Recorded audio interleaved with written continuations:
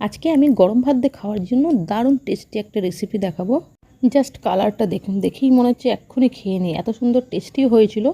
মানে দেখতে যতটা সুন্দর লাগে তার থেকে খেতেও তার থেকেও বেশি টেস্টি হয়েছিল। সো আজকে রেসিপিটা একদম সিম্পল এবং খেতে কিন্তু দারুণ লাগবে গরম ভাতের সঙ্গে। তাহলে চলুন ঝটপট দেখে নেওয়া যাক আজকের এই অসাধারণ রেসিপিটি।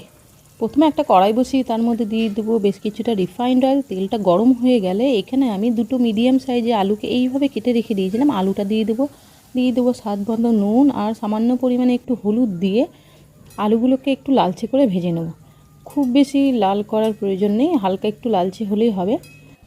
আর মিডিয়াম ফ্লেমে আলুগুলো ভাজবো, যাতে আলুগুলো ভাজতে ভাজতে 60% মতো কুক হয়ে যায়।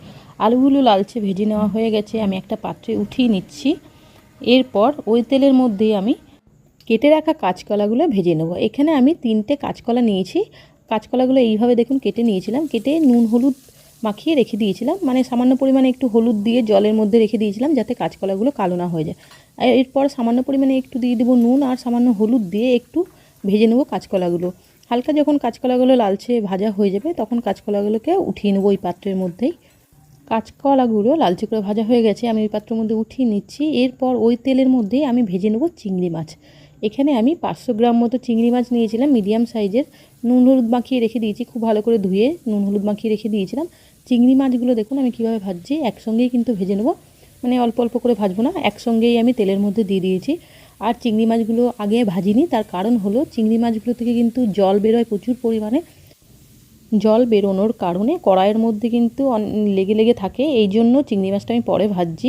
আগে যদি চিংড়ি মাছটা ভাজতাম তাহলে কাঁচকলা আলুগুলো ভাজতে গিয়ে কড়াইটা কিন্তু আমার পুড়ে যেত, এই জন্য চিংড়ি মাছটা কিন্তু পরে আমি ভেজে নিচ্ছি। এইভাবে রান্নাটা করলে কিন্তু কড়াইটা মাজার কোনো প্রয়োজন নেই, এর মধ্যেই কিন্তু পরবর্তী রান্নাটা আমি করে নেব। এরপরে চিংড়ি মাছগুলো যখন লালচে ভাজা হয়ে গেছে আমি উঠিয়ে নেবো। দেখুন কড়াইয়ের মধ্যে লেগে রয়েছে, এই যে লেগে লেগে রয়েছে। এখানে কিন্তু তেল দিয়ে যদি আমি ভাজতাম আলু বা কাঁচকলাটা তাহলে কিন্তু কড়াইটা পুড়ে যেত এবং খুব ভালো মতো ভাজা হতো না, এই জন্য কিন্তু আমি পরে চিংড়ি মাছটা ভেজেছি। এরপর কী করবো, ওর মধ্যে আরও বেশ কিছুটা রিফাইন্ড অয়েল দিয়ে দেবো। তেলটা গরম হয়ে গেলে ফোড়নের জন্য দিয়ে দেবো 2টো তেজপাতা, 2টো শুকনো লঙ্কা আর বেশ কিছুটা গোটা জিরে। ফোড়নটা যখন একটু হয়ে আসবে তখন এখানে আমি অ্যাড করে দেবো একটা বড়ো সাইজের পেঁয়াজকে একটু পাতলা করে কেটে রেখে দিয়েছিলাম, পেঁয়াজটা দিয়ে দেবো। দিয়ে নাড়াচাড়া করে একটু মিশিয়ে নিয়ে দেখুন এখানে আমি কী করছি, যাতে কড়াইটা পুড়ে না যায় এই জন্যে হাতে করে সামান্য পরিমাণে একটু জল ছিটিয়ে দেবো। জলটা দেওয়ার কারণে কী হবে, কড়াইটা কিন্তু পুড়ে যাবে না, এইভাবে অবশ্যই করবেন। জলটা দিয়ে একটু নাড়াচাড়া করে নেবো। জলটা দিলে যে পেঁয়াজটা সেদ্ধ হয়ে যাবে সেটা কিন্তু হবে না, জলটা দিলে যেহেতু কড়াইটা গরম আছে সাথে সাথেই কড়াইটা কিন্তু জলটা টেনে নেবে। এরপর পেঁয়াজটা যখন লালচে ভাজা হয়ে যাবে তখন এখানে দিয়ে দেবো আমি একটা মিডিয়াম সাইজের টমেটো এইভাবে কেটে রেখেছিলাম, একটু বড় বড় করে টমেটোটা দিয়ে দেবো। দিয়ে একটু নাড়াচাড়া করে মিশিয়ে নিয়ে এখানে আমি বেটে রাখা মশলা অ্যাড করব। এখানে আমি দিয়ে দিয়েছি গোটা জিরে আর আদা কাঁচা লঙ্কা একসঙ্গে পেস্ট করে রেখে দিয়েছিলাম, সেটা আমি 1.5 টেবিল চামচ মতো দিয়ে দেবো। মশলাটা একটু নাড়াচাড়া করে কষিয়ে নিয়ে এখানে আমি কিছু গুঁড়ো মশলা অ্যাড করব। দিয়ে দেবো সামান্য পরিমাণে হলুদ আর সামান্য একটু নুন অ্যাড করব, আর দিয়ে দেবো এখানে 1/2 টেবিল চামচ মতো কাশ্মীরি লঙ্কার গুঁড়ো।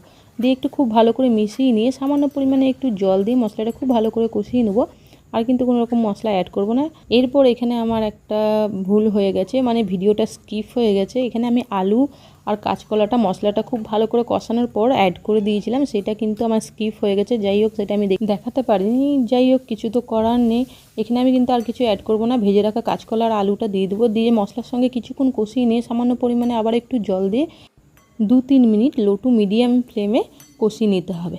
মশলাটা যত ভালো কষানো হবে তত কিন্তু রান্নার স্বাদ আরও বেশি ভালো হবে। এরপর এখানে আমি অ্যাড করে দেবো পরিমাণ মতো জল।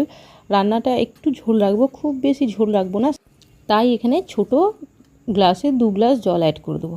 দিয়ে একটু ভালো করে মিশিয়ে নেব আর চেক করে নেব যে সবজিগুলো খুব ভালো মতো সিদ্ধ হয়েছে কিনা। এরপর আমি ঢাকা চাপা দিয়ে কিছুক্ষণ কুক করে নেব।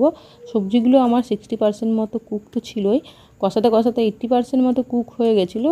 ঢাকা চাপা দিয়ে আরও 20% মতো খুব ভালো করে কুক করে নেব। এরপর ঢাকাটা উঠিয়ে 2-3টে আলু এইভাবে ম্যাশ করে তরকারিটার সঙ্গে মিশিয়ে দেবো। তাহলে কি হয়, সবজির খেতে কিন্তু দারুণ লাগে। আর যেহেতু খুবই কম মশলা দিয়ে যখন রান্না করবেন তখন যদি এরকমভাবে 2-4টা আলু এইভাবে ম্যাশ করে দেন তাহলে কিন্তু গ্রেভিটাও ঘন লাগবে এবং খেতে কিন্তু দুর্দান্ত লাগবে। এরপর এখানে আমি ভেজে রাখা চিংড়ি মাছগুলো অ্যাড করে দেবো। রান্নাটা একদম সিম্পল আর খেতে কিন্তু দুর্দান্ত হয়। চিংড়ি মাছগুলো দিয়ে খুব ভালো করে মিশিয়ে নিয়ে এখানে আমি একটু ঝোলটা চেক করে দেখব যে সব কিছু ঠিকঠাক আছে কিনা। এরপর এখানে আমার সামান্য পরিমাণে একটু নুন কম মনে হচ্ছিলো, সামান্য একটু নুন অ্যাড করে দেবো আর দিয়ে দেবো সামান্য পরিমাণে একটু চিনিটা অবশ্যই অ্যাড করবেন।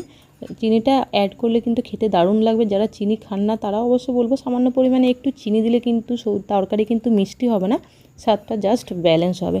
সামান্য পরিমাণে চিনি দিয়ে আমি খুব ভালো করে মিশিয়ে নিয়ে এখানে আমি অ্যাড করে দেবো 1/2 টেবিল চামচ ভাজা জিরে গুঁড়ো দিয়ে খুব ভালো করে মিশিয়ে নিয়ে নামানোর আগে এখানে আমি 5-6টা কাঁচা লঙ্কা চিরা দিয়ে ঢাকা চাপা দিয়ে কিছুক্ষণ আমি রেস্টে রেখে দেবো। সো রেডি হয়ে গেছে দেখুন কাঁচকলা আলু দিয়ে চিংড়ি মাছের ঝোল। এইভাবে একবার অবশ্যই ট্রাই করবেন, খেতে কিন্তু দুর্দান্ত লাগে, গরম ভাতের সঙ্গে জাস্ট জমে যাবে।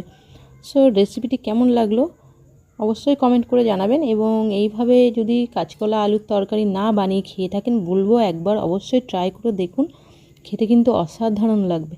আর এখানে আমি ভাজা জিরে গুঁড়ো অ্যাড করেছি নামানোর আগে, আপনারা যদি চান তো গরম মশলা গুঁড়িও অ্যাড করতে পারেন। আমি এখানে গরম মশলা গুঁড়ি কিন্তু অ্যাড করিনি। আর নামানোর আগে কিন্তু আপনারা এখানে ধনেপাতা কুচিও দিতে পারেন। আমি কিন্তু ধনেপাতা কুচি সব রান্নার মধ্যে দিই না, যেহেতু আমার হাজব্যান্ড খেতে পছন্দ করে না এই জন্য আমি অ্যাড করি না।